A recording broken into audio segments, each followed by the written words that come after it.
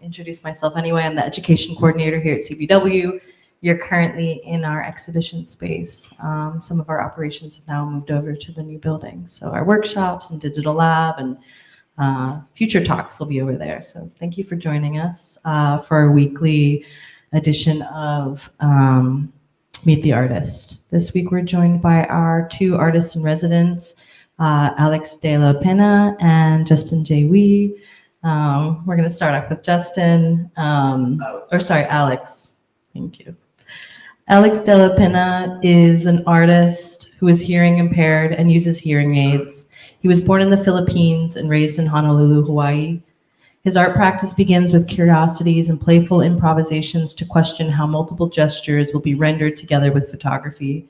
He merges drawing, painting, and sculpture to create scenes for the camera. Delapena is inspired by shadow puppetry and theater design as a visual aesthetic for world building. His investigations and research leads into exploring cultural histories to bring stories resurfaced in another light to bring the past and present together. Delapena lives and works in Los Angeles, California. He's currently an instructor for the Los Angeles City Community District and Pasadena City College. Delapena received his MFA in 2022 from the University of California, Riverside, and his BFA at the University of Hawaii at Manoa.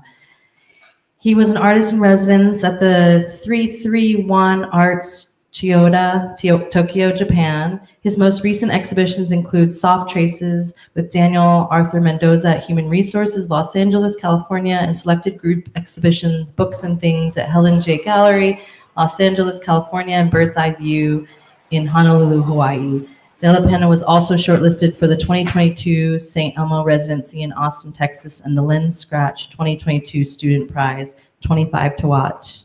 Can we all give Alex a warm welcome?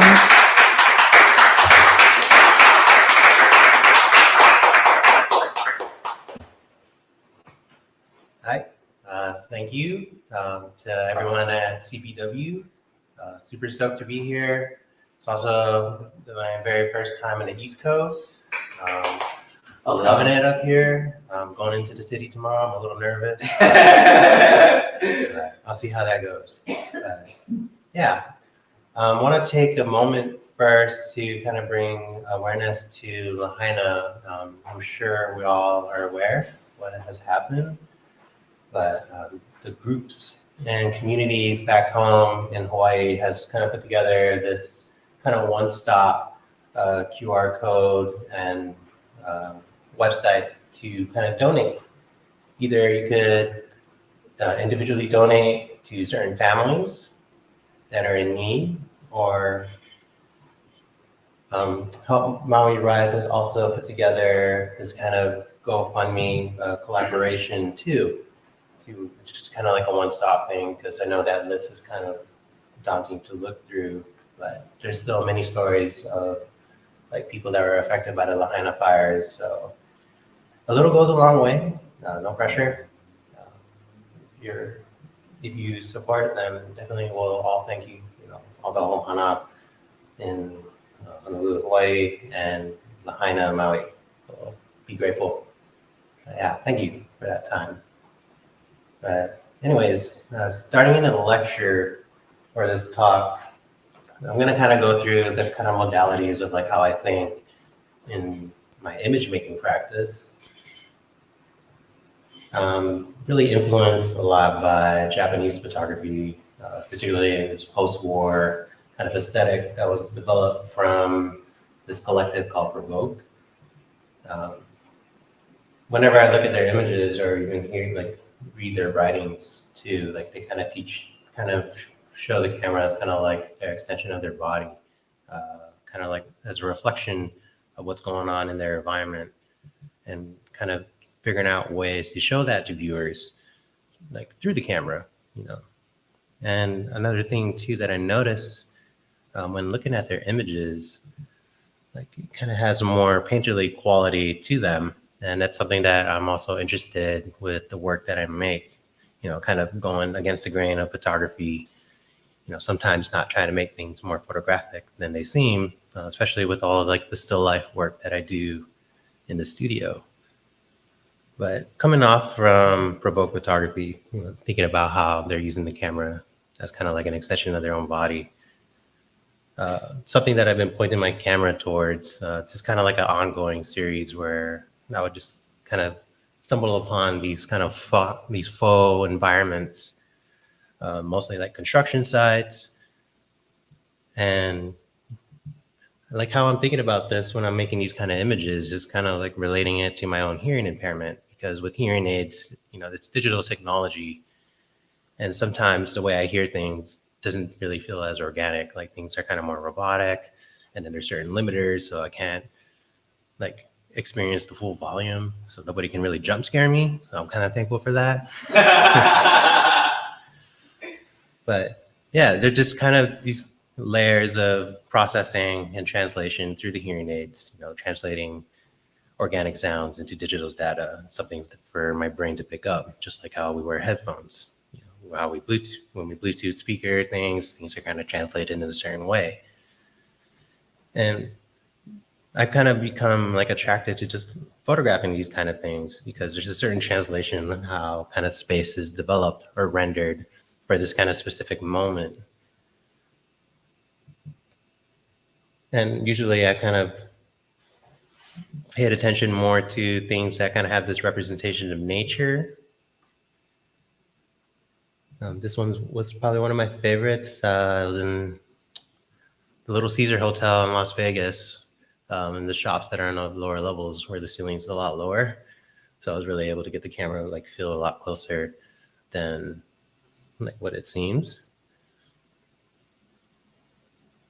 But coming from this work too, and thinking about the artificialness and representations of environments, like especially like those kind of faux background kind of construction things, I started to think about like other ways on how space is kind of represented or translated. And I kind of thought back to like my own childhood because I used to play a lot of video games. And I kind of grew up in the early 90s when 3D technology was still kind of on the rise and kind of developing still. But when I look back on it more recently, like I started to notice like these environments, the shapes that are kind of configured to kind of represent this real thing, this organic kind of material or place, kind of has like a unique characteristic to it. Like these shapes are rather primitive. So the shapes kind of have their own harsh edges. You can kind of see the artifice between the edges, like where things kind of line up. And in thinking about that, I like wanted to see like how can I do this in the studio?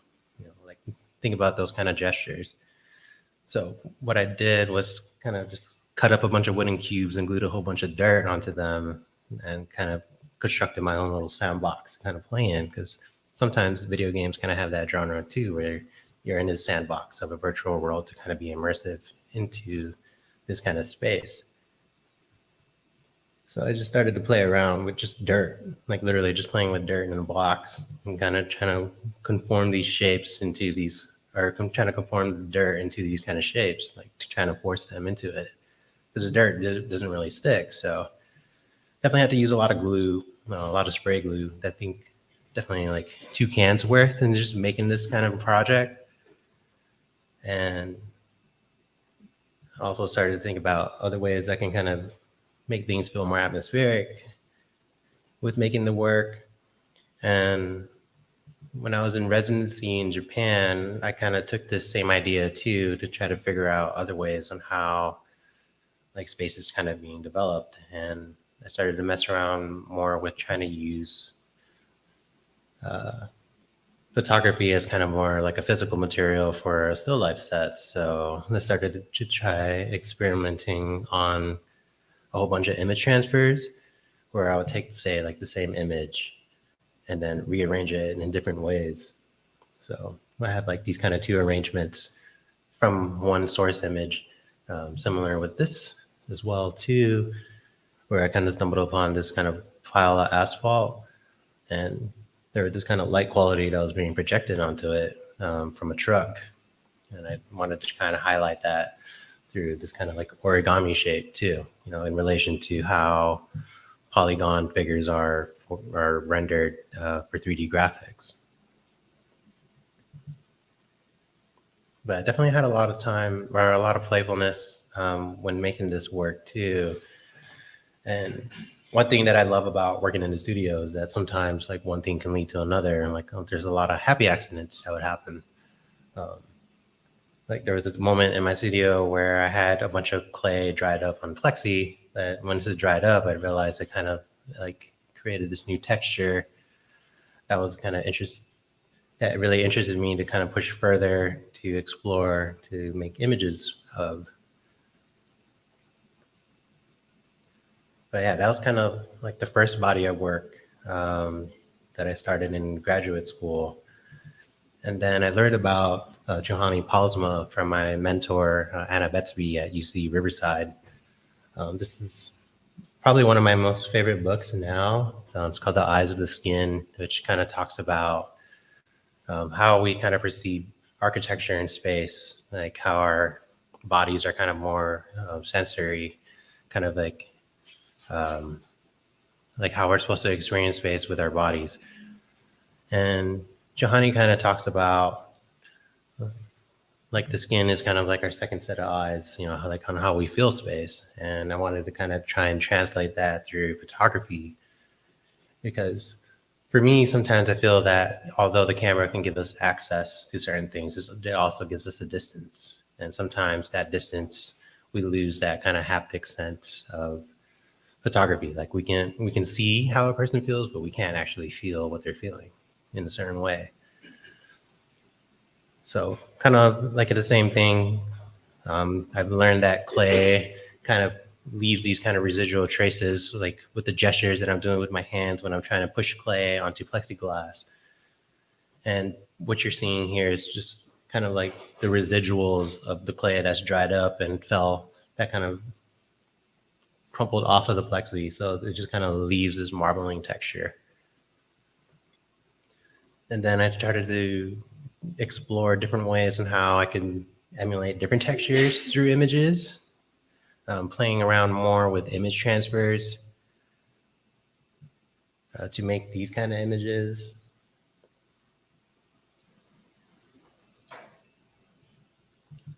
Also, too, if anyone has any questions or wants me to clarify, feel free to interrupt as well. But yeah, then the next body of work, this one I call A Whistle as a Thread for the Weight of a Lure. That title kind of stems from this superstitious that I heard about when I was a kid, to where if you were to whistle at night, then you would lure spirits to yourself. You know, it's kind of like a lure for spirits. That whistle is kind of the lure. And when I was thinking about like how to kind of like perceive these kind of superstitious, like I kind of turned my research towards yokai, Japanese folklore, and started looking at a bunch of woodblock prints.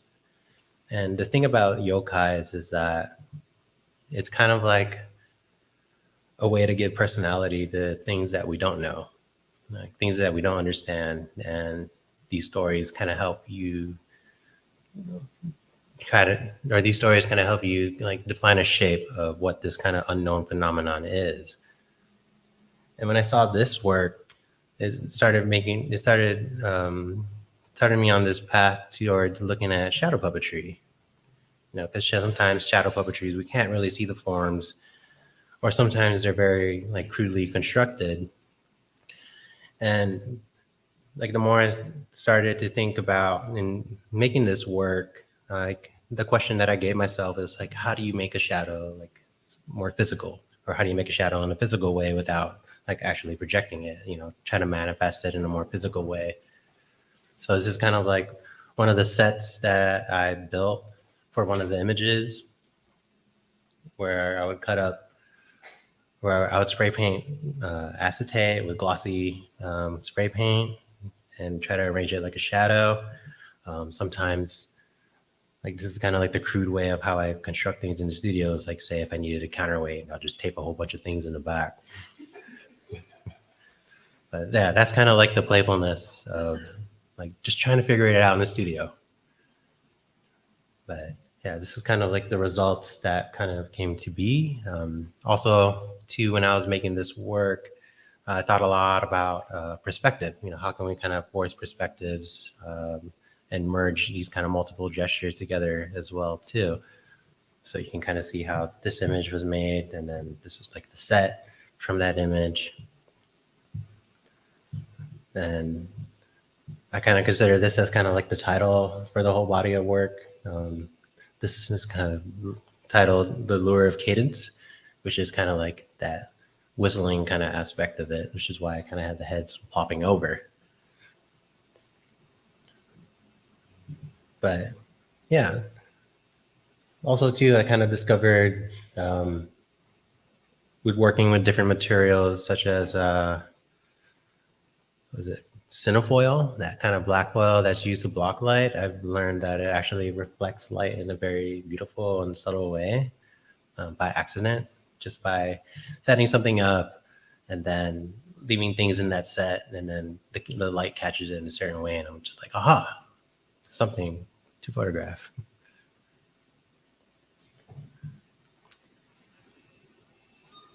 But with the shadow puppetry aspect too, I kind of paid attention to like the forms that kind of hold the shadows together. We have these little sticks, wires or rods, and I kind of wanted to use that as a gesture too, to kind of like give these shadows weight as well.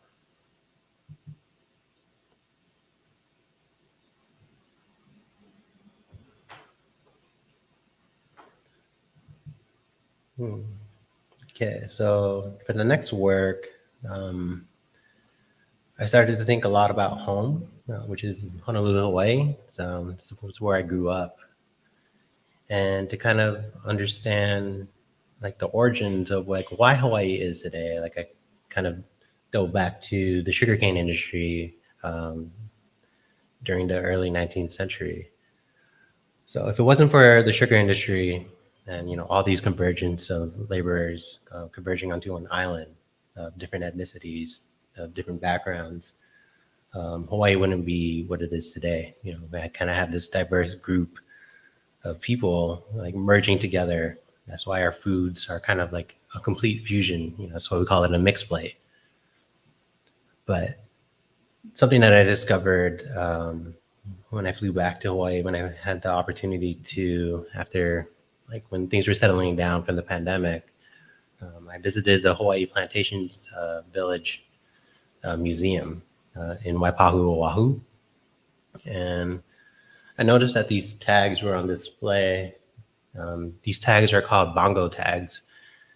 And they were used early on in the sugar industry as a way to kind of identify people. So every ethnicity kind of had a particular shape, but along with the shape too, they also had a number, because the people that were in charge of the plantation, they didn't want to learn the proper enunciations of names, so they just kind of diverted to dissolution.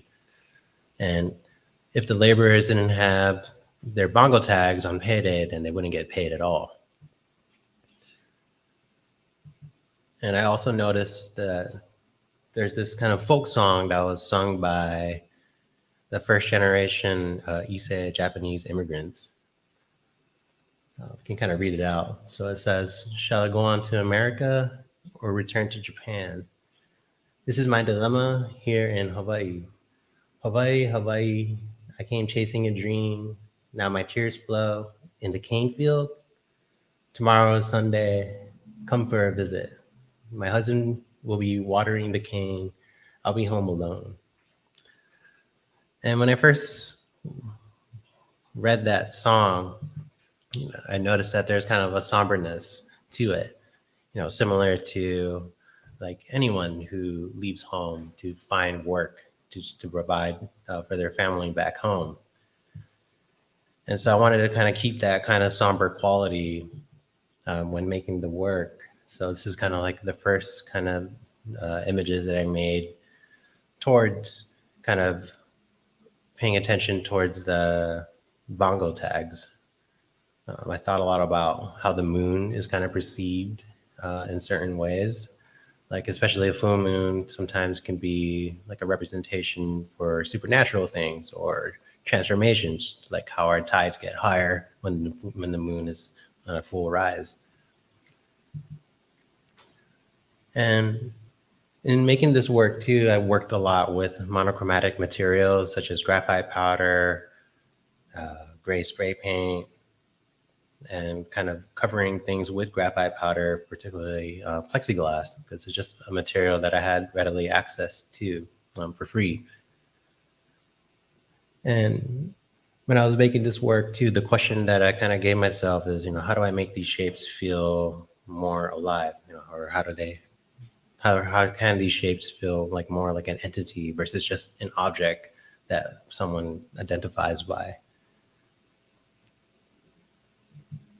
And this is kind of like that depiction of the moon. Oh yeah, so this work is titled Under the Bongo Moon, which is kind of a play on that folk song that I read earlier. So I kind of cut out plexiglass to kind of look like waves, and I found these kind of archival images from the early sugar plantation days, and then I did like image transfers onto the plexiglass to photograph in the studio to kind of create this kind of flat space. And it's the installation that I had for this body of work.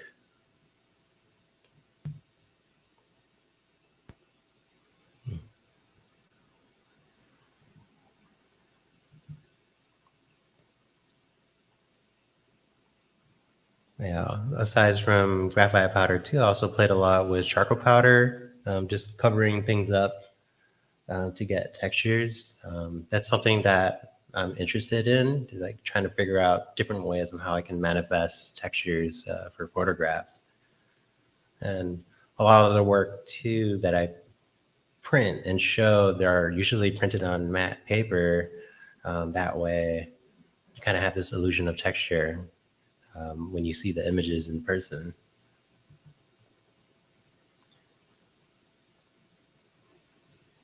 And like the more I started to dive into this too, I found a whole archive at the UCR library, kind of showcasing like the scientific findings of sugarcane and how like the growth of sugarcane gets affected in Hawaii.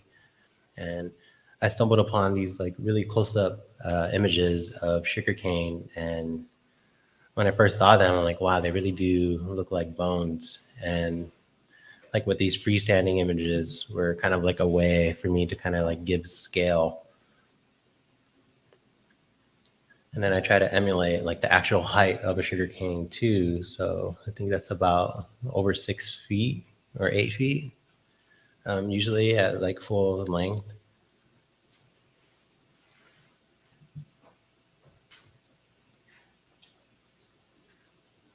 And then I've learned that with working these kind of monochromatic materials that I've been told that this work kind of has like a gentle feeling within the dark, which I thought was pretty cool, and how someone was able to pick that up.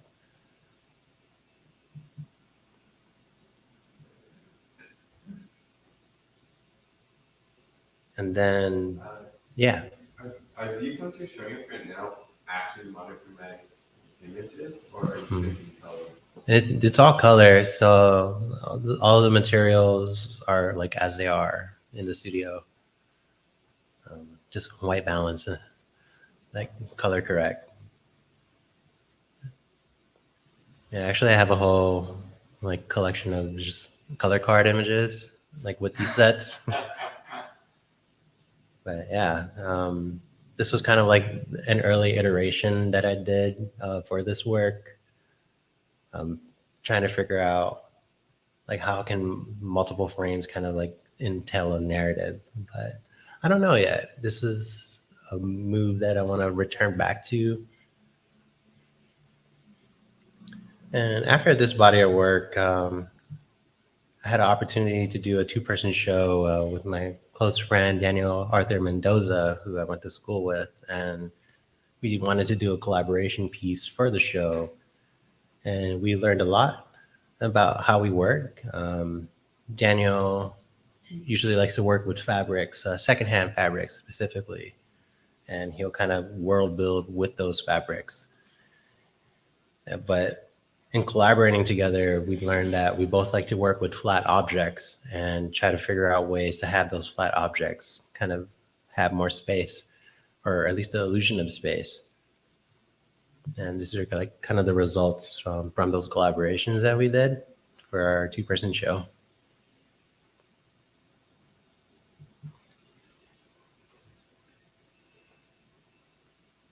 Were you working with like materials that you were familiar with Mm-hmm. throughout this body of work? Yeah. You're working with, wow. Yeah, so a lot of them were residuals from like past work, and then Daniel also brought in like fabrics and stuff too. Like I would ask him like, hey, can you cut it a certain way, or you want to make like a representation of something, and then he'll come out with like a flower and stuff, and then we'll be like at the studio table together, like trying to arrange things and seeing what it's doing for the camera. But yeah. And lately, for the past 6 months, kind of off and on, I've been working on a new series of images. I found in my research for the sugar industry, I also found like these blueprints about these machines that process sugar. They were just blueprints. Not all of them were realized into full capacity, but I found these drawings really interesting to look at, and I wanted to try, to bring that in life. And in making these objects too, like I wanted to think about, or the prompt that I had in my mind was, a mirage. Like a mirage is an optical illusion of something that's not there. And in thinking about the sugar industry or laborers who go overseas, sometimes like it might be a mirage. Like sometimes home might be better than the place that they're at, or something like that. And thinking about that word mirage, I kind of circle back to Joseph Kudolka's work, particularly his early works, where he kind of really experimented with perspective, things that are in focus and out of focus, and just really kind of deconstructing photo during this time. I think this was like in the 1960s when he was making this work. And when looking at his images, I'm like, okay, like what kind of materials might kind of give this kind of physicality of a mirage? And I kind of returned back to plexiglass, but then I started to bend them in different shapes for the camera. And I started working with other plastic materials as well too. And yeah, this is kind of like the set for these images. And it's just still kind of early, and I've spent a lot of time making the objects, but not too much time photographing them. Still trying to figure out like what's the right way to photograph these objects that I constructed. So this is a little vulnerable for me to share, but I'm happy to share it here. But yeah, you can see like how the machines are kind of taking shape too. The reason why I kind of doubled up the drawings too is to kind of like create that kind of mirage feeling.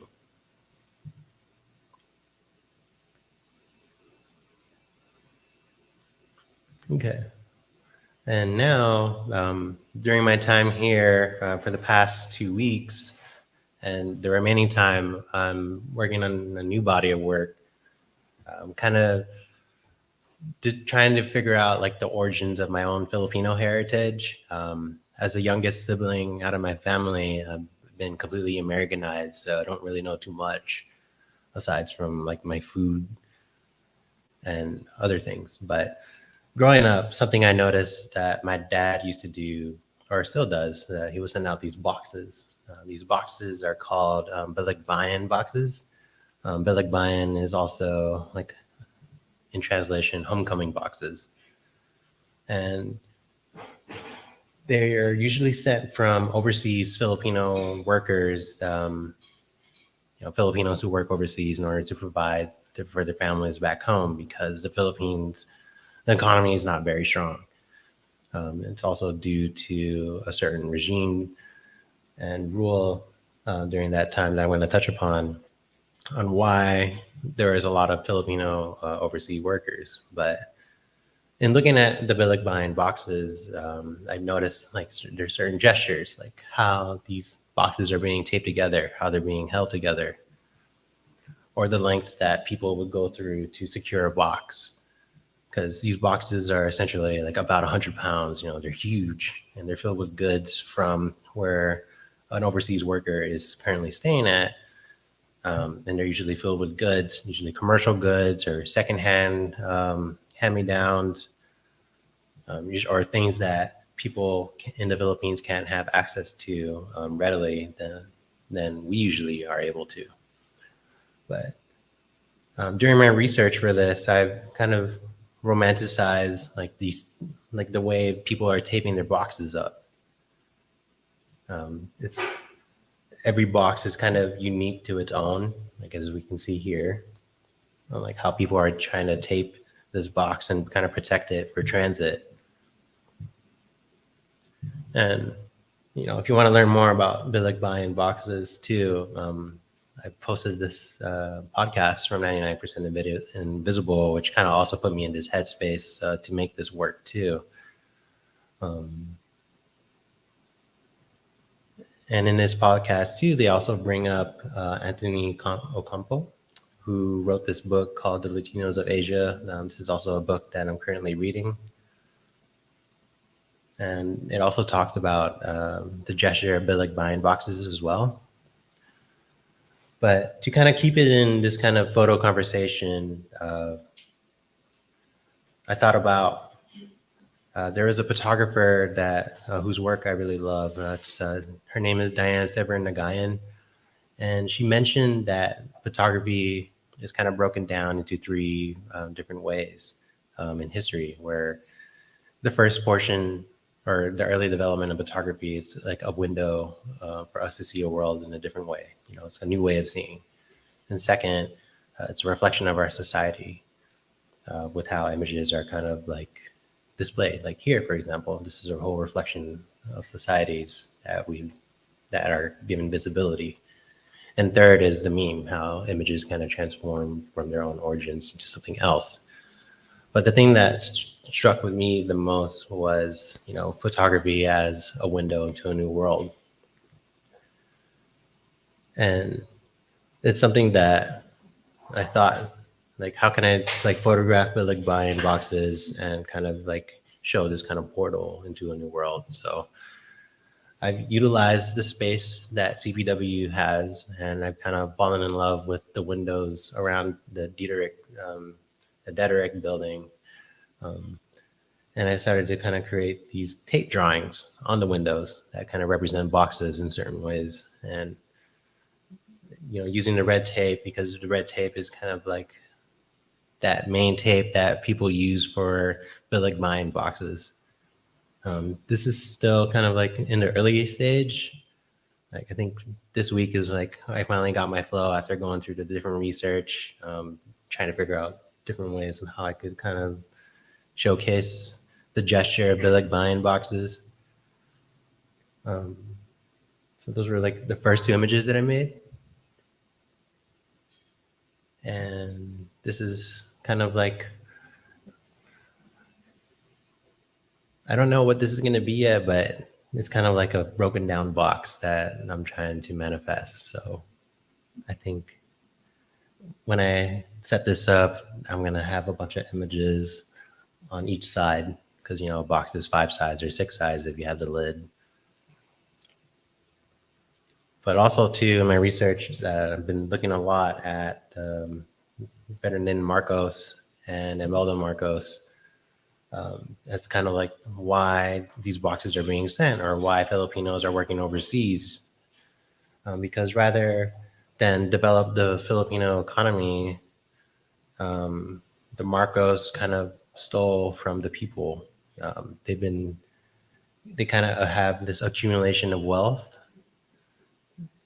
And they kind of advertise like, hey, like Filipinos, you have to work overseas in order to bring back money for the Philippines. But while he was saying that, they were just accumulating their own kind of wealth. And eventually in 1986, the people uprise, the People's Power Revolution revolted to the point to where they exiled Marcos and his family. And something that I didn't realize when I was interviewing my dad about the like buying boxes was that I didn't know that Marcos, when he got exiled, he was welcomed with open arms to Honolulu, Hawaii. It's something I didn't know, but it's interesting now that I know because it kind of ties back to my home state too. But yeah, I'm also kind of trying to play around too with those archival images that I've seen, like kind of creating these screen captures and then bringing these images in the studio and then trying to create layers and trying to merge different images together with transparencies. So it's still kind of like an early experimental phase, but I'll see how it goes. Definitely going to use my advantage with the time that I have here. And that's all.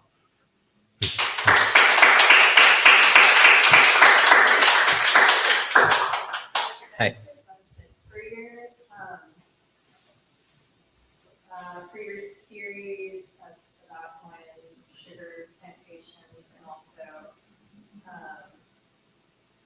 the series prior to that, I was wondering if you had like a specific narrative structure or narrative that you're thinking about when you're constructing the images. Mhm. Is there like a story that you're trying to evoke with each frame? Well, I think it's more of like I approach the image as feeling as opposed to a direct narrative. At least when I'm in the studio as well too. Just how do you make a photograph that feels? That feels right. Yeah, Yeah. or like to have this kind of set of like nuances as well too. Mhm.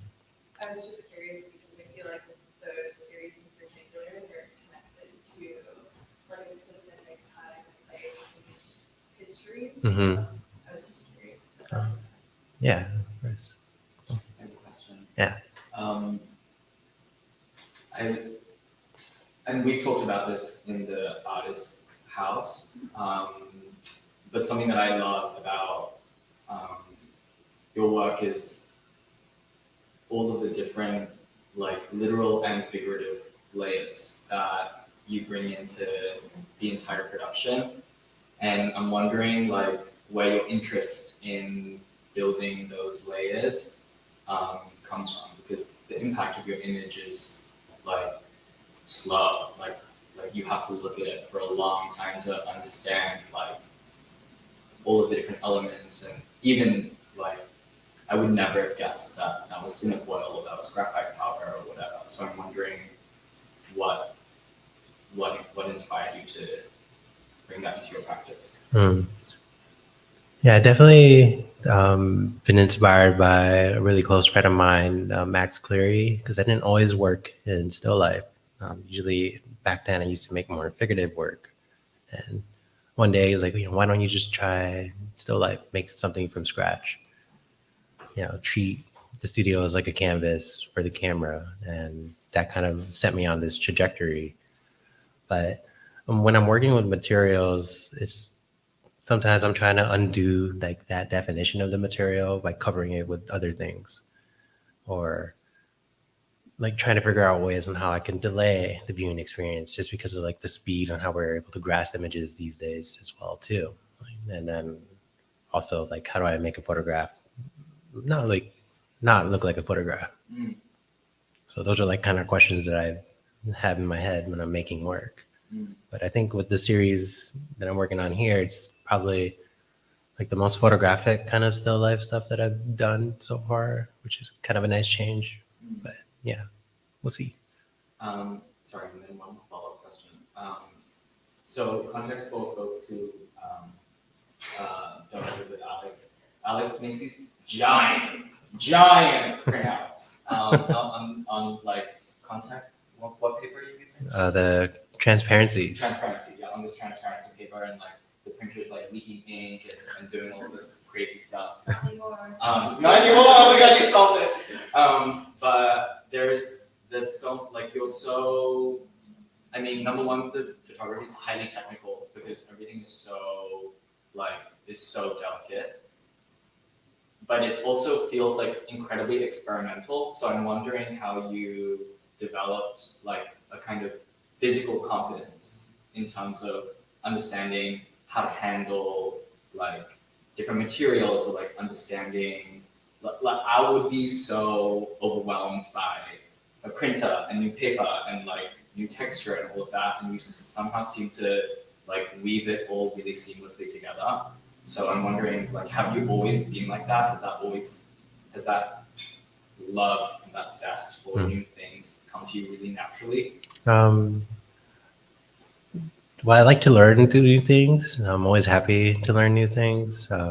Also, in my undergrad too, I was never interested in making straightforward images when I was taking classes. I'm like I want to know all the experimental stuff. Like I want to trip out and put photo, not just make photo.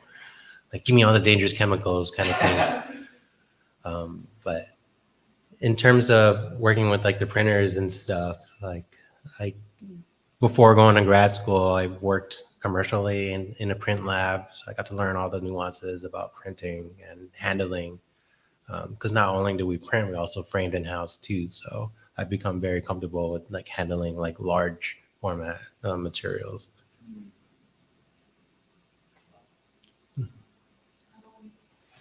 So you obviously work very tactilely, like, I almost feel like there's this point where it's like you're almost like a sculptor or builder until it comes to the photograph. I'm wondering, like, is there ever a time when you're building something and you can't photograph it and you find yourself more in a world of like 3D, or is the challenge in creating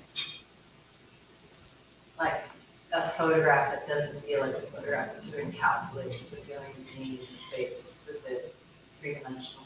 Not really, I don't know if that's like the right question. But, there's something like so sculptural. It seems like the process is really a huge part of your practice. I guess at what point do you feel like is it the right time for it to become a photograph, or do you ever sort of, like in the case of the kind of exploded box that you're creating, like would you ever see that in being split three-dimensionally? I'm not sure. I don't have a traditional sculpture background. I've just kind of been more playful and maybe doing like the dumbest solutions to put things together. Someone once said to me, like, who has a similar process where it's like you're seeing something, but it's very much about process, and they were like, oh, it's because like in real life, it's like all garbage on the back. Yeah. I knew it showed us that. So I guess I'm just wondering, like, why photography again? Is it just because you come from a photographic background, or it's an easily duplicatable process that you can like both sculpt and also then put into a two-dimensional form? Yeah, I think like the main thing that I love about photo is that we have like an opportunity to kind of document like all of our mistakes until an answer kind of shines through like the image, you know. And sometimes too with photography, sometimes you gotta be punk and just be like, how do you make an image not an image? Yeah, there's like a real cross between sculpture, painting, photography. Like sometimes I don't really need that answer either. It's wild to me that you don't have a sculpture background. Like that is cuckoo bananas. Like your set is like that is it's so intimate. Like you have to be present to understand how it looks through the camera. There's just no other way that you can. Yeah, it's so cool. Cool. I think that's it. Yeah. Well, thank you for your time.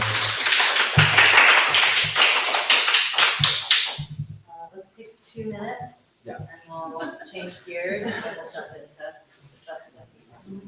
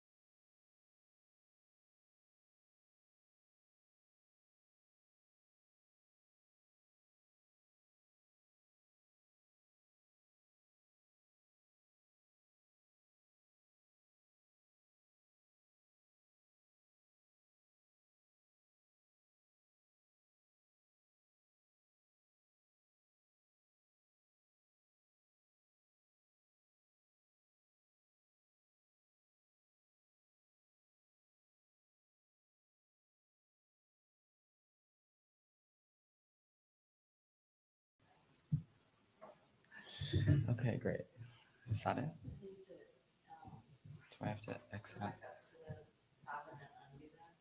Undo that. Oh, I see. Full screen. Okay. Hi, everyone.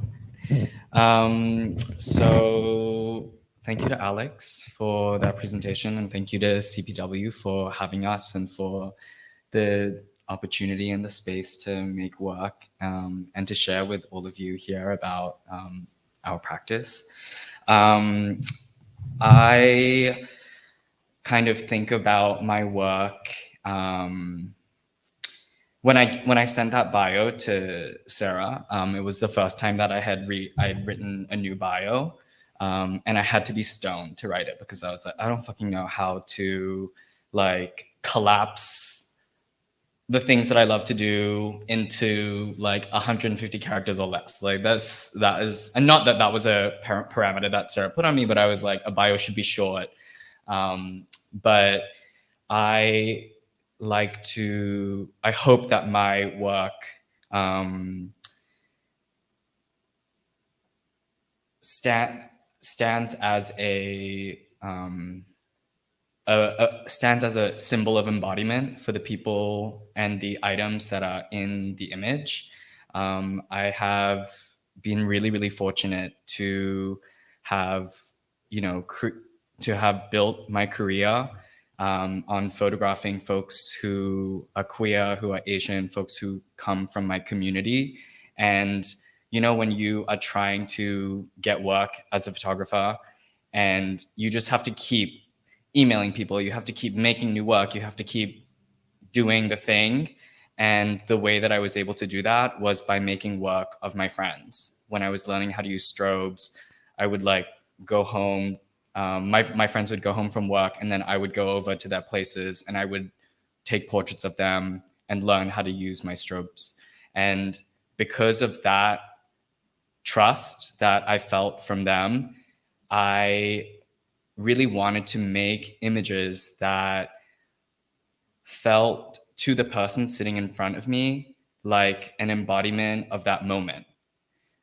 When a publication sends me to photograph someone, a lot of the time it is just someone who is, for all intents and purposes, not a celebrity, just someone who is doing something amazing in their own right. And when you are in your own life, it's so difficult to understand and feel the impact of what you're doing. And I see my job as photographer as the vessel through which you can actually internalize the grandeur of what you're doing. There is so much violence that happens to any sort of minoritized body in virtually, physically. And when I make a photo, I want that to be an extension of someone's body in however many hundreds and thousands of copies of that magazine is distributed. No matter where that magazine goes, I want the person who is in that image to have a deep sense of an untouchableness and an infallibility. No matter what happens to that paper, no matter how your image may be altered or destroyed, your magnificence and your presence in that frame is indisputable. I feel really grateful to have made a career with the support of all of the folks who believe in me the most, which are just queer people. I decided to structure this chat in a way that kind of takes you through my work and some of the key moments that helped crystallize the way that I think. And so I received this assignment in 2020. It was my very first big thing for the arts and leisure section of the New York Times. So I was shitting myself. And I was asked to photograph 7 Asian American directors. But I had to do it through Zoom because it was pandemic. And, I was I learned strobes. I cannot be asked to photograph people through Zoom. But I started thinking about Minari had just come out, The Farewell had just come out a year prior to that. I remember watching The Farewell in a cinema and crying at the small gestures, when the character that Awkwafina plays goes to her grandmother's place in China and her grandmother takes a little plastic tub and fills it with warm water to soak her feet in before she goes to bed. That is such a image of my childhood, and seeing that on a screen and seeing the conversations between local Chinese people and expatriate Chinese folks, which my family is a part of that group. So even though I am Asian, I lived in China, I didn't have the same experience that local Chinese folks had. And so when you're in that environment, there's like a fascination from, you know, the Chinese folks who have a local experience wanting to understand like what a kind of more global or a more international experience looks like. And so many of those conversations were like in that movie. And I was shocked. It was so profound to see that and to know that white people, well, like this was a movie for white people. Like that was incredible. And so I kept thinking about the ways that these directors are creating, you know, work that like that will ripple out, stuff that, you know, gives us new ways of understanding who we are, creating reflections of ourselves, creating like bringing dimension to our experience. And so I was trying to think about how I could convey that through Zoom. And as well, you know, like I said earlier, like when someone sits in front of my camera, my dream is that you know that I am doing this shoot because it's about you. Like this is only for you. And, you know, there are situations where that doesn't work, but ideally, like I get to create something that's specifically for you. So what I did was I got all the directors to use stills from their movies as virtual backdrops. And then I did a bunch of things. You know, it was the time of Zoom photography, and there were lots of folks who were doing really amazing and experimental things, which I like really wanted to become a part of. And I also hated screenshots. Like a screenshot is like 200 KB. Like so much of the joy of photography is in the treatment and the post and understanding how to bring things in. And so a screenshot never allows you that bandwidth, you know? And so one of the things that I did was like, this is Lee Isaac Chung, who directed Minari. And I had him set that as his backdrop and then projected the Zoom window onto a sheet and then like lit the sheet from behind and blew the sheet with a fan. And then I stood behind the sheet and, you know, Isaac is on Zoom with me and can't see what I'm doing. So I was like, okay, so I'm gonna be over here, and then you're gonna put your hand up, and then I'm gonna be behind you, and I'm gonna be putting my hand up behind your hand. Like it was such an experience of like trust and collaboration. And I made some work that I feel so proud of. In this image, I projected Sandy's image into a vat of water, and I put watercolor in it. And then I projected Justin's image onto a sheet and like just kept playing with texture. And I mean, I love all of the kind of similarities in Alex and my sort of practice, a love of texture. You know, both of the projects that we're working on here have a sense of home or like a kind of void that's being filled, but the way that looks is completely different. Another assignment that really crystallized the way that I think is this piece I did again for the New York Times about Ilana Glazer. When I received the assignment, I was like, oh, this is going to be so easy. I'm going to take happy, smiley photos of Ilana, and that'll be it. My editor told me that Ilana was heavily pregnant at the time and that the shoot date would have to be flexible in case she went into labor early. So she was super pregnant.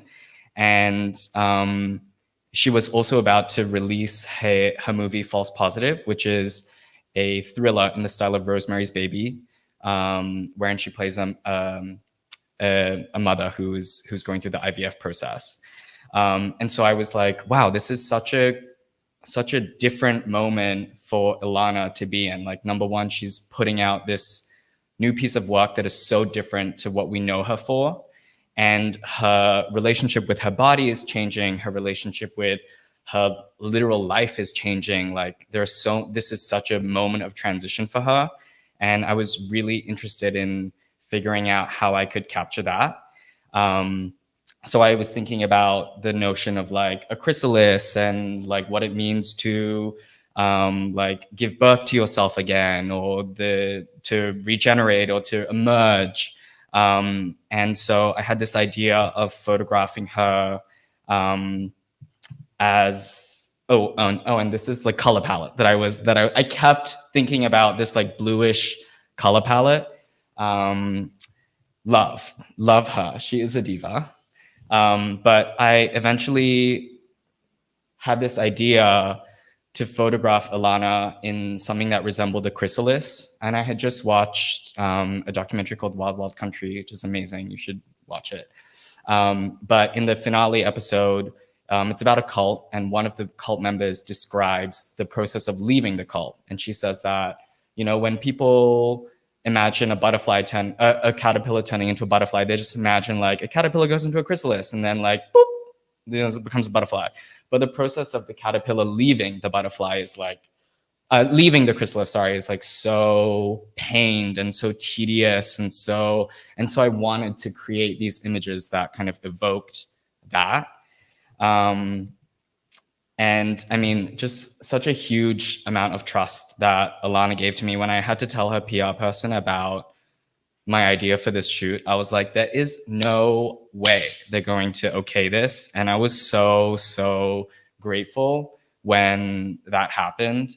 And as an aside, like, this shoot helped me realize that, like, it doesn't matter if anyone understands what I'm doing. When Ilana posted this photo on her Instagram, everyone was in her comments saying that she looked like a sexy carrot, which when I took a step back, I was like, okay, yes, you absolutely do. I was so close to it that I couldn't see that. But like, that is actually irrelevant, you know, like, it doesn't matter. Like, the thought is just for me, you know, and it's amazing if people understand it. But what's most exciting is how I can make each piece of work feel like something that, you know, I put my whole body into.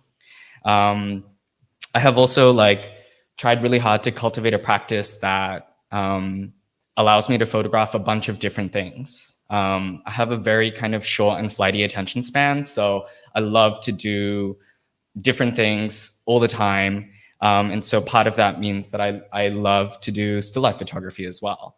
I received this assignment for Business Week where I was asked to photograph their gift guide.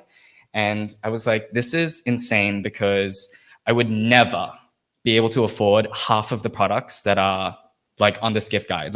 Like jewelry so expensive that we had to have security on site, you know, like, it was truly insane.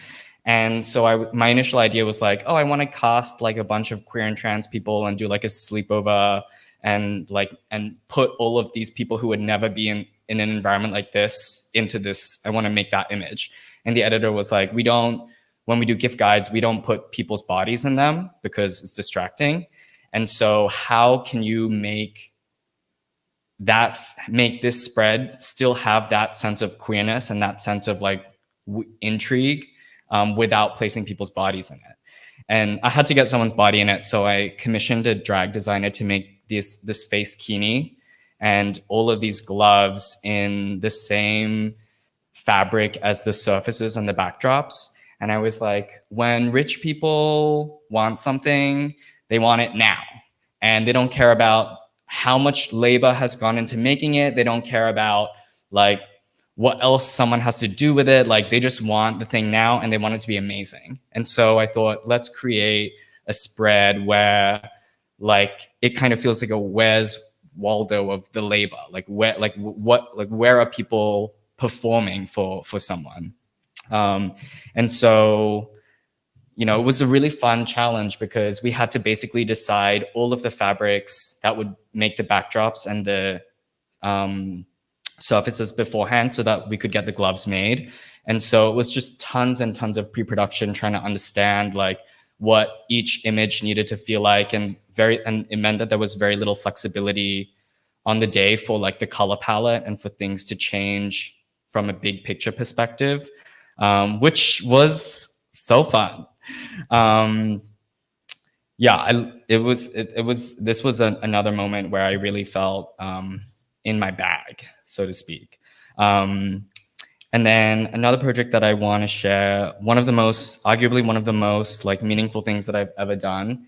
I got to photograph this man called Jungsin Gao for the New York Times as well. In 2020, late 2020, his wife was sweeping a sidewalk in Queens when a man came up to her and hit her with a rock. And when she collapsed on the ground, he hit her again. She wouldn't succumb to her injuries until February of 2021. And so she spent 4 months in the hospital trying to recover. I photographed Mr. Gao after she passed away, and I photographed him in the period in between his son was about to arrive from China, and then the funeral was supposed to take place. I learned Mandarin when I was younger, and when I lived in Beijing, but I haven't spoken it since. And of course, the self-loathing that creeps out when you're a teenager, I just wanted to renounce every single part of me that made me Chinese, and so I didn't speak Mandarin for a really long time, and I didn't want to. And so when I'd been thinking about going back into Chinese lessons for a while, and when I received the call for this, it was immediately a sign from the universe that I had to return to my roots. And so I think I had about a week in between the assignment being given to me and the first shoot day, and so I went into intensive Chinese lessons every day, just to get some of my conversational fluency back. The editor had said to me that he didn't know how much access I would have, and that I would have to just kind of persuade Mr. Gao to allow me to photograph him if I wanted more access to him. I ended up staying with him on the first night that I went to photograph him. And I realized during the time that I spent with him that he actually really wanted just company. He seemed really receptive and grateful for my presence. He could not understand for the life of himself why I wanted to be around him. And I returned to photograph him on 3 other occasions. The night that I stayed with him, I was going to follow him to work the next morning. He works as he changes out the grates in kitchens, like the oil grates, and he cleans them in the morning. And he lived right above the place that he worked. So he lived this very small kind of existence. His home was right where his work was.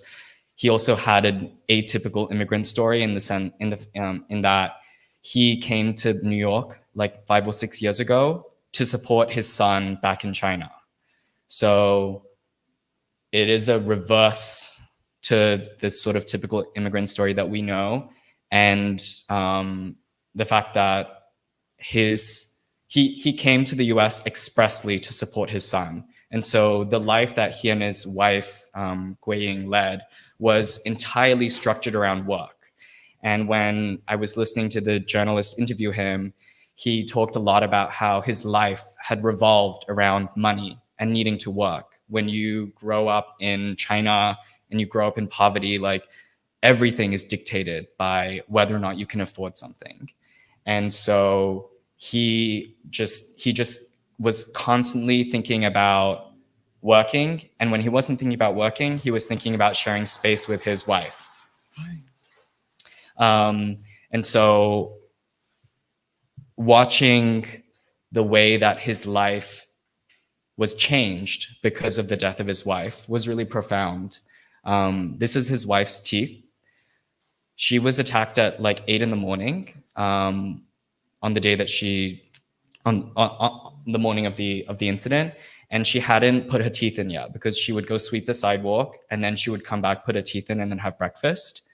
And she hadn't yet put her teeth in. And this was months and months and months later. So her teeth was still sitting, on the bathroom sill, and the water was clean, So these little gestures of like care and intimacy that he showed to like the person that he shared the space with were so profound to me. On the night that I slept at his place, I was like, oh, before we go to bed, like, let's take some photos of you in bed. And because he smoked everywhere in this house, he was smoking everywhere. He would ash into like little tofu containers. And so I was like, let's take some photos of you smoking in bed. And I noticed that the pillow next to him was gone. And I was like, oh, where's the pillow that was next to you? And he said, oh, it's in the living room for you to sleep on. And so I was like, okay, I'm sleeping on the pillow of your deceased wife. And after I photographed him, I went back into my room and he was like, you can do anything you want. You can go through the drawers, you can do this, you can do that. And I was like, okay, great. So I went back into the living room and I was like, it was 9 p.m., which is not bedtime for me, but he wakes up at 4 a.m. So I was like, okay, I gotta try and get some sleep, but that's not happening right now. So I was going through his drawers, and in one of them was this biohazard bag, which was marked with the date of the attack. And so these were the hair ties that Guiying was wearing when she was assaulted. And I was laying on her pillow and scrolling Instagram. And that was the first time that I saw the surveillance footage of another attack on a Filipino woman who was in the vestibule of her building in the city. She was trying to get in and she was punched in the head over 100 times by someone. And it was like, it like knocked me flat because I don't actually know the impact of like, this work. And to witness the aftermath of someone's life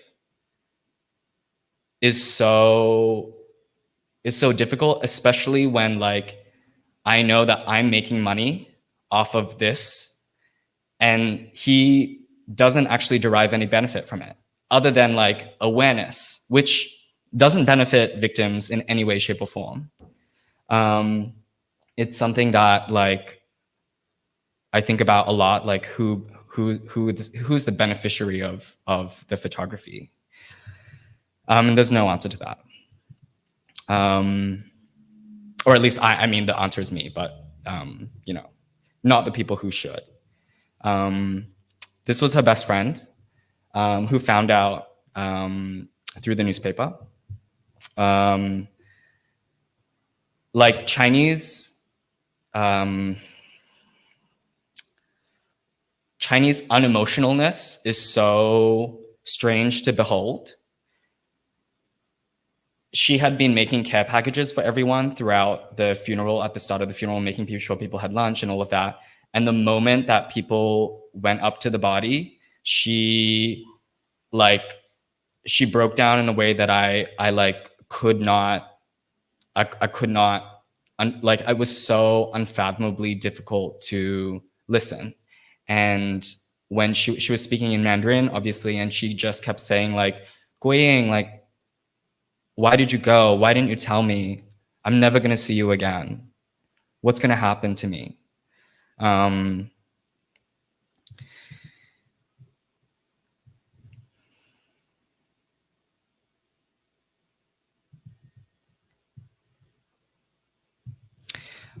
I think that when you are part of a minoritized community, you have to be able to hold like despair alongside joy. That's kind of the whiplash of your existence, is that horrible things are happening to people who look like you, but you have to find a way to hold space for your own joy. And so with that, the next piece of work I want to share is from a personal project I'm doing. I submitted a grant application earlier this year to photograph AAPI Gen Z folks celebrating the Lunar New Year. and I didn't get the grant. And immediately my brain was like, this is a shitty idea. No one's ever gonna be interested in this. And then actually I was like, oh, I need to be doing this just for me. And so I started doing this. I put feelers out for any Gen Z AAPI folks who were observing the Lunar New Year in a domestic setting. I needed it to be a domestic setting because like having something in your home requires money, time, a love for like creating an experience for other people. It is like extremely intimate, and it can look like many different things, you know, like it can look beautiful or it can look like shitty New York overhead white lighting, like, but it's just about being convivial and gathering around a dinner table. And so I did several shoots. This one was in Philly.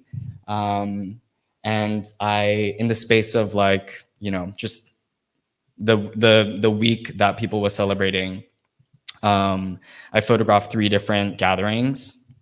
And I was interested in understanding how Gen Z AAPI folks were holding space for tradition and figuring out a way to contemporize it. During Chinese New Year, we give each other red envelopes that are filled with money. It's a fantastic time of year. But because, you know, these people are young, they, you know, didn't have a lot of disposable income. And so they filled their red envelopes with little affirmations, which I thought was so beautiful.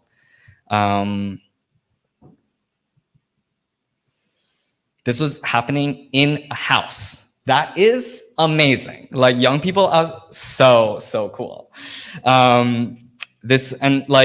When I thought about doing this, I was like, I want to be a fly on the wall. I don't want anyone to talk to me. I don't want people to notice me.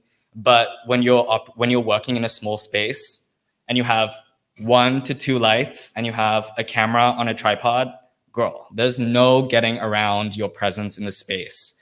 And so something that I realized is that I needed to lean into the fact that I was very much there and that people wanted to interface with me.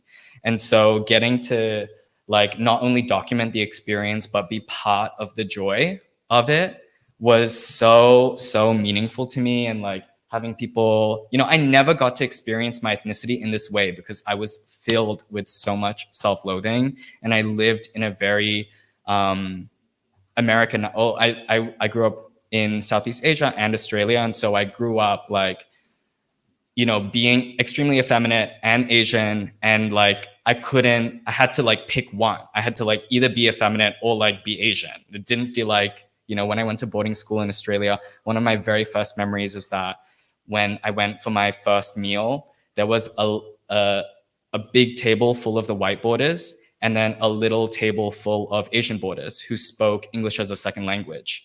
I am an Asian who speaks English as a first language. And so Chinese is not actually something that I have complete fluency with.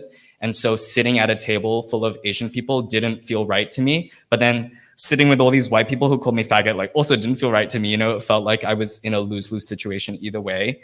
So being able to be around people who really wanted to be in touch with their ethnicity is extremely healing and so beautiful.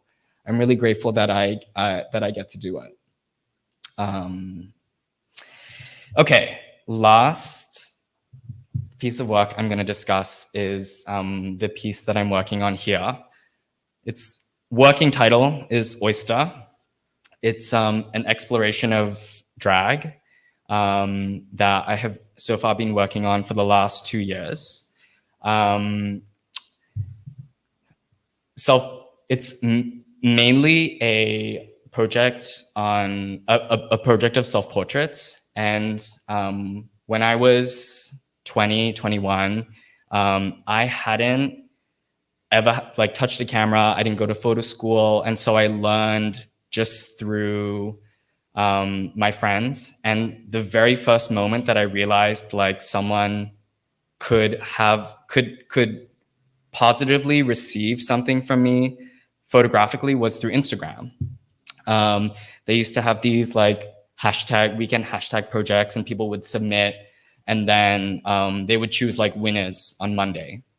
And I was living in Australia at the time, which meant that on Sunday night when entries closed, I was in Australia and it would be like 3 p.m. And so it allowed me to create all of Monday morning. And I got into this really fun rhythm of like taking self-portraits and using my body as a way of understanding how to like use my camera, because I just felt so anxious around other people, and like doing something that I didn't know how to do in front of other people is very difficult for me. And so using my body was a natural way of understanding like how I liked something to look and how I naturally could apply myself to this medium. So, you know, drag is obviously something that has grown increasingly popular over the last, you know, 5 years, even, I would say. And I have, living in Brooklyn, like have just been around so much amazing transformative drag that doesn't look like exact mainstream, like RuPaul's Drag Race representation of drag. It's like much more crunchy. It's like queens who just love to give shows. And it's people like watching a performer on a stage, the presence that they have to convey, like, you know, whatever they want in that moment is so powerful. And I realized like that sense of presence was not something that I had, because the queer experience, you know, not to flatten the queer experience at large, but the queer experience is very much an experience of disembodiment. You know, when you're younger, I was very effeminate. And so I was constantly being critiqued for the way that I held my body, the way that I held my hands, the way that I spoke, the way that I, like, even talking about people, like girls that I liked, like I was critiqued for even doing that. So it was like truly nothing that I did felt right. And I was always being compared to my peers. Like, this person does this person does this. Like, why don't you do that? And so the queer experience is about processing, in my eyes, is about processing what everyone is saying about how you should act, and then trying to like bring that out of your body. And drag to me is about understanding how to show up in a moment and understanding how to stand in front of everyone and like produce energy that they can feel. I will always remember watching Robin, the singer Robin, at Madison Square Garden. And it was like, she's a tiny, tiny woman. She's like 4 feet something. And she produced so much energy that night that when people went to like Penn Station, like there were videos of everyone singing, like Dancing on My Own, Hang With Me, like in the train. She produced so much energy. She had one backup dancer who was there occasionally, and it was mostly just her. It was such a transformative experience. And so I really have wanted to figure out how to bring that sense of embodiment. Like, it's not just about the makeup. It's not about the aesthetic. For me, drag is about subversion, that in-person sense of subversion, and that sense of intrigue, you know, where you can't look away. And so something that I have been doing is, you know, I'm not a performer. I've never had a performance background. When I was in year 7, I think, I entered my school singing competition, but I wasn't really allowed to listen to music in my home. And so every time I was like practicing my song, I would put one headphone in and like cover it with my arm, and I would practice the song in my head voice. And then when I got onto the stage that day for the singing competition, and I realized that I couldn't sing in my head voice anymore, I was like, oh my, and like, obviously I tanked, absolutely tanked. Like, just, you could hear a pin drop. It was so painful. And so I have this like I have a visceral memory of me being on a stage and freezing. And also like not having the skills to problem solve that in real time. And so as I have been trying to understand like my relationship to drag and performance, a key part of that is understanding like, okay, I'm not a dancer. I don't know how to pas de bourrée. I don't know how to do a 1-2 box step or whatever. But like, what is the way that my body naturally wants to move? And then how do I heighten that through like accentuated gesture or like facial expression or like, you know, I never had long hair prior to the pandemic. And so like being able to like have movement on my own body has really transformed the way that I'm able to channel like femininity. And it's been like it's been really healing. It feels in a sense like puberty. And I'm trying to weave in the visual language of like puberty and girlhood into these images. And a key part of puberty is like repetition, is like being someone one day and trying that again. And then maybe you receive feedback from your friends who are like, you suck. And so you're like, okay, who am I going to be today? Like trying again and again and again and again. And like for a lot of folks, like they won't often receive that feedback that is like, you're not being the right sort of person. And so some people will never have an understanding of what it means to try on that many identities. But queerness necessitates that. Like you have to go through that process in order to understand who you can eventually become. Okay, so now I'm gonna do this tricky part, right? Which is escape. So I've been working on this project for like 2 years, and the makeup portion has like just like come together. But something that I have been trying to do is document all of my performances and my rehearsals for my performances, because I really want to figure out like how my body looks, number one, and number two, like how I can add more, you know?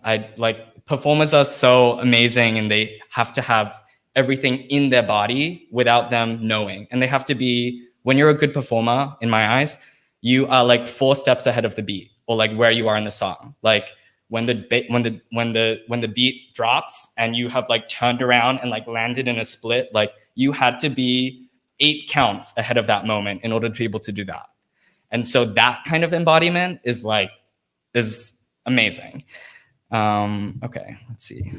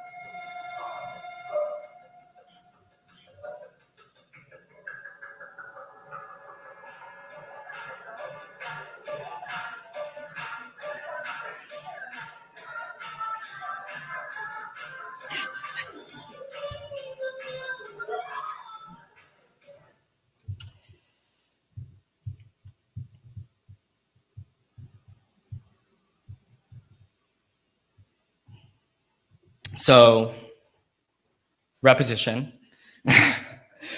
And then this is some work that I've been making at the CBW house. The previous slide was also work that I've been making at the CBW house. With the exploration of drag, I really want to attach like the language that we associate with girlhood, innocence, naivete, and to explore like this thing in that way. I have to say that my makeup has, girl, the way that I have come so far feels insane.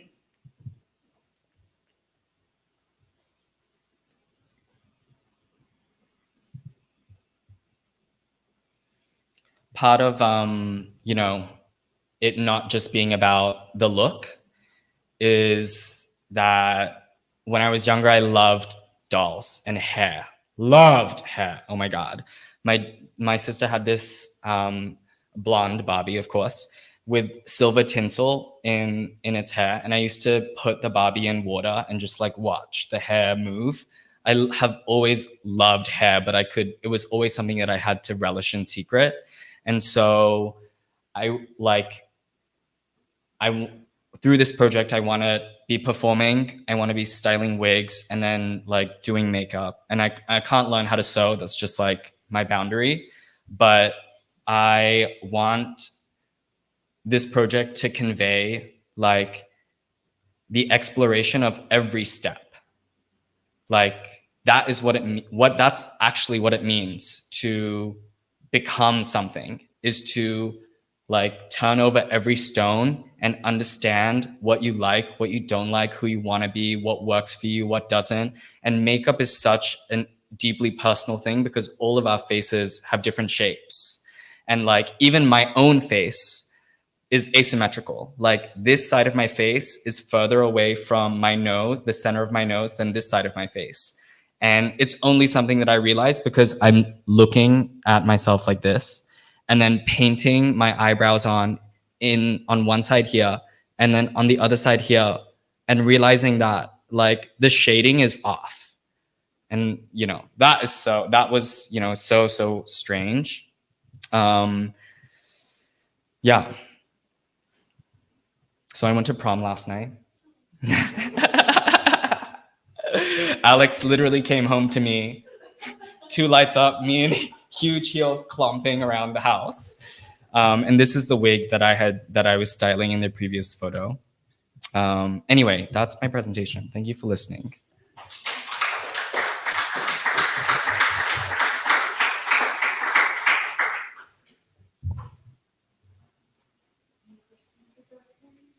Yes. So coming from a fellow Libra. Yes. Sign, Yes. Venus, so beautiful. Like, Thank oh you. My God, everything about you, just you, yourself, and you, to like your work, to your way of speaking, and your energy is like really, really beautiful. I just really appreciate the whole presentation and like. Thank you so every much. aspect of your work. Yeah, and I would say definitely keep going with like putting you in the spotlight, because like I always think it's great when like a beautiful person can be behind the camera and document others. I think because you have a great personality, so it's important. But you know, obviously, like I think there's just so much to you as a human being that is so beautiful. That is such a great story. And even like what you're saying about the Barbie, like just making like a little short film of that memory of like waving the hair through the wall. I don't know, there's just so much there, and like I'm so excited to follow your journey as an artist. Thank you so much. Yeah. I actually just realized that I had one more thing that I forgot to show. Can I show that? Is that, yeah, okay, cool. So the project is called Oyster. And I don't know why, like it was a word that just kept coming back to me. I kept pushing it away, being like, you know, it's like you literally have done 3 images for this. So like you cannot give it a name when it doesn't have a shape even. And I kept wondering why I kept returning to the oyster as an object. And I was finally able to figure out why it meant a lot to me. So I'm gonna show you a clip. Well, not a clip. I mean, yes, it is a clip, but it's the whole performance.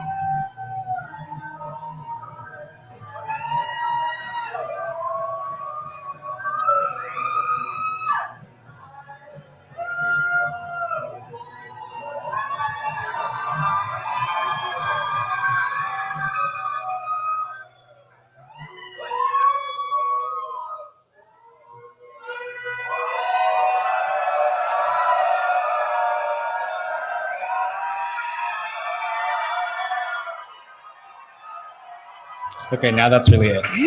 Thank you. Thank you.